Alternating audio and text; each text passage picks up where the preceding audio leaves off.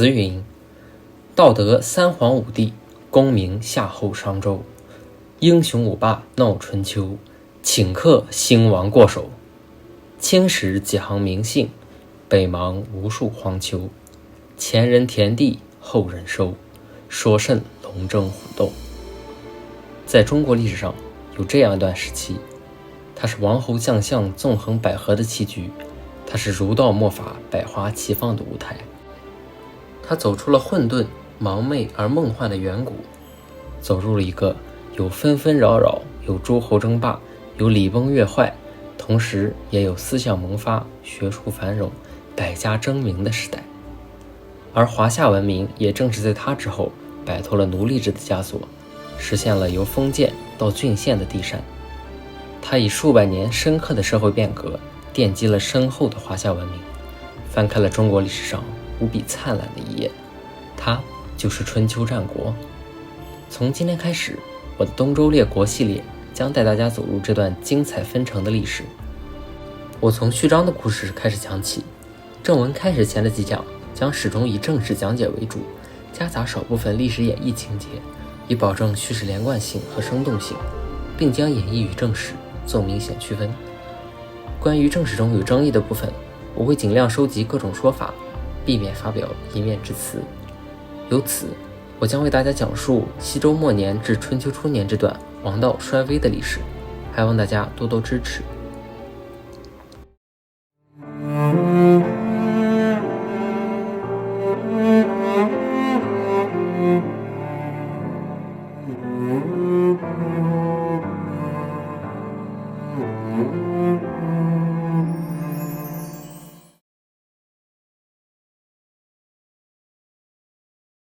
话说周朝自文武受命，伐纣克殷，迁九鼎于洛邑。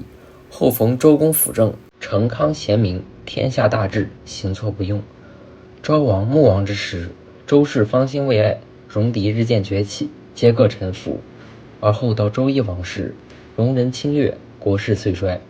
如此直至王位久传，到了周厉王的手中。周厉王暴虐无道，贪财好利，任用戎夷公为卿士，实行山林川泽专利政策，垄断物产，严禁诽谤，国人道路隐目，人心惶惶。公元前841年，国人暴动，周厉王出逃到郅地。朝政由周公旦、邵公氏二人的后裔，大臣周定公、邵穆公共同执掌，史称共和行政。共和行政是中国历史有确切纪年的开始，意义非凡。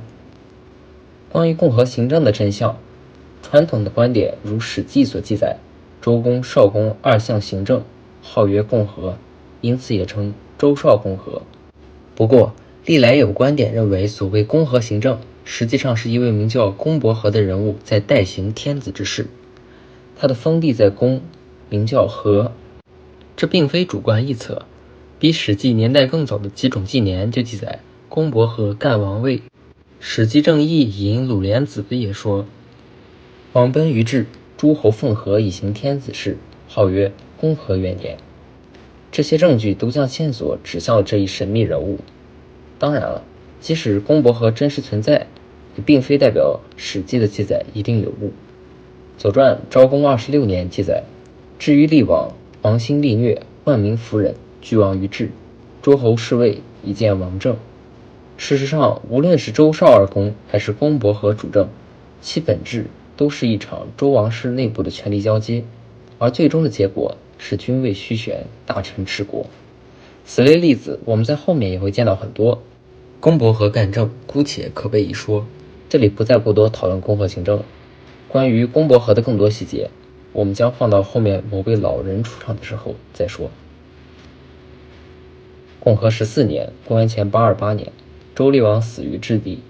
当初国人暴动时，周厉王的太子晋藏在了邵穆公家里，国人包围了邵公家，邵公用自己的儿子代替太子晋来鱼目混珠，这才平息了众怒。于是二相共立太子晋为王，是为周宣王。天监有周，招甲于下。周宣王修明德政，有周邵二公辅佐，在国内任用贤臣方叔、申伯、尹吉甫、仲山甫等，承袭文武成康之遗风。周宣王4年，出兵征讨西戎，破之。随后又派遣大夫尹吉甫北征咸允。这里多说一句，《诗经·大雅》里的征明、江汉、韩义、松高四篇，相传就是尹吉甫所作。作为我国历史上第一位被明确记载的诗人，他被尊为中华诗祖。而这个咸允，也就是犬戎，著名的小雅、采薇，其写作背景一说就是宣王时期的征咸允之战。不久，方叔又向南筑讨荆蛮，也就是楚国，实现征伐咸允，蛮荆来威。最后，宣王利用少穆公向东平定不听命的怀疑，自此四夷兵服，诸侯来朝，周氏赫然一派中兴气象。然而，这来之不易的中兴局面，真的能长久持续下去吗？西周王朝自武王伐纣以来，已经历经200余年，如今他好比日渐老迈的病人。自周懿王即位60余年以来，戎狄侵略、政治腐朽、气候变迁，这些无不给了他沉重的打击。宣王中兴无疑让王朝服下了一剂临时救命汤，但仍然无力开出根治弊病的药方。首先，周宣王四处用兵，本就在一定程度上消耗了国力，加之连年饥馑和旱灾，诗大雅云旱云：天降丧乱，饥馑见真，旱季太甚，运龙重重。可见彼时的百姓生活已然困苦不堪。其次，周宣王晚年也逐渐拒纳忠言，滥用刑法，武力干涉诸侯国内政，让天子的威信有所损毁，诸侯多有叛离。这期间，周王朝对外用兵也是胜率堪忧。是在周宣王31年，宣王伐太原戎，不克而还；36年又伐条戎、奔戎，王室败绩；39年又伐姜氏之戎，战于千亩。周宣王的南国之师全军覆没。王室败报频传，周宣王如梦初醒，为防止姜戎再度来攻，决定前往太原料民。所谓料民，就是查阅当地户籍人口，好调配物资，为战事做准备。这里多说一句，这个太原并非今天的山西省太原市，而是指的宁夏固原一带。这地方在今天属于著名的西海固贫困区，但在西周时期，这里的气候还算温和，其地深入戎狄腹地，到那里料民可以很好的巩固京师的泾河防线，提防西戎、咸允等部族的侵略。宣王想去料民，太宰仲山府出言劝谏，说有司民、司徒、司寇等部门各司其职，百姓的人口数量不用料民自然就能知道，加上连年战争，民生凋敝，一旦料民将会向四方诸侯示弱，自损威信，因此没有必要无故料民。周宣王不听，最终还是去了太原。最后是土地私有化的盛行，导致旧的奴隶制经济在逐渐瓦解。这种情况在西周中晚期变得逐渐严重。周厉王任用荣夷公暴力推行改革，将山川守则收归国有，某种程度上正是努力振兴王室经济与王姬贵族势力对抗的体现。然而这场缺乏经验的改革最终以国人暴动而草草收场。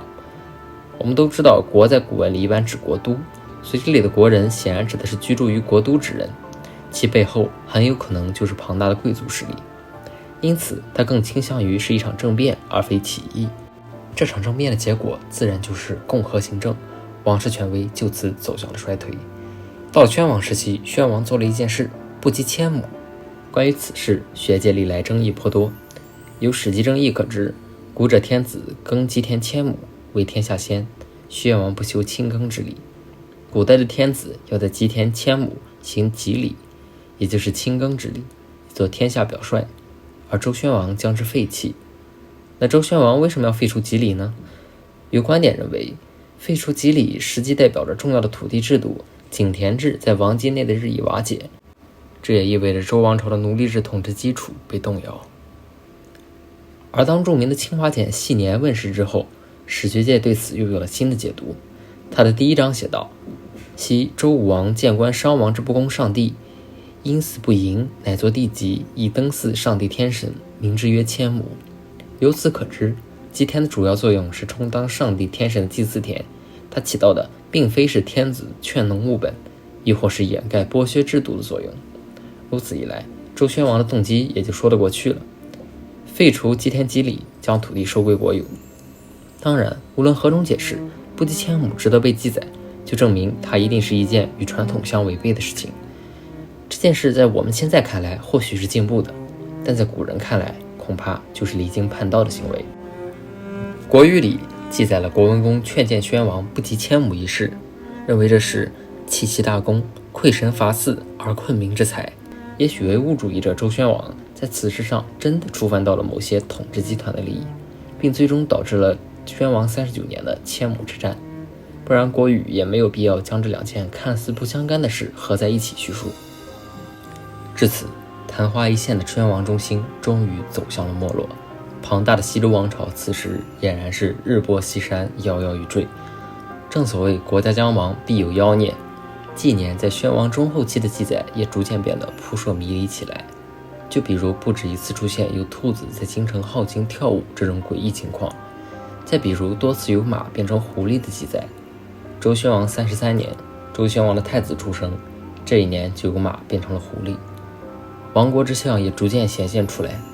宣王时期有童谣说掩狐击伏，时亡周国，这些谶纬邪说更为本就行将就木的西周王朝笼罩了一层诡谲的氛围，甚至于宣王本人也没能逃过被鬼缠上的厄运。墨子记载了这样的一个故事：周宣王冤杀了臣子杜伯，杜伯说：我无辜而死，若死而有之，不出3年，必来报仇。3年之后，周宣王与诸侯田猎，杜伯穿着一身红，乘着白马素车，拿着红钩红矢追击周宣王，将他射死在车上。这个故事在名人的小说《东周列国志》里也是大同小异。其中的周宣王因为迷信童谣，害死了大夫杜伯和左如。杜伯的儿子西叔逃走，后来杜伯、左如二人一起化为厉鬼索命。不过这种说法倒也并非无稽之谈，因为史书《国语》里也有记载，其衰也，杜伯射亡于号。总之，这些社会怪象反映的很有可能是西周末年大背景下的思想紊乱，人心惶惶，乃至于整个社会的乌烟瘴气，歪风盛行。周宣王到底死因如何，我们不得而知。我们只知道公元前782年，周宣王驾崩，结束了其长达46年的统治。太子公生即位，是为周幽王，就此开启了西周王朝荒诞年代的新纪元。压死西周王朝这头骆驼的，只差最后一根稻草。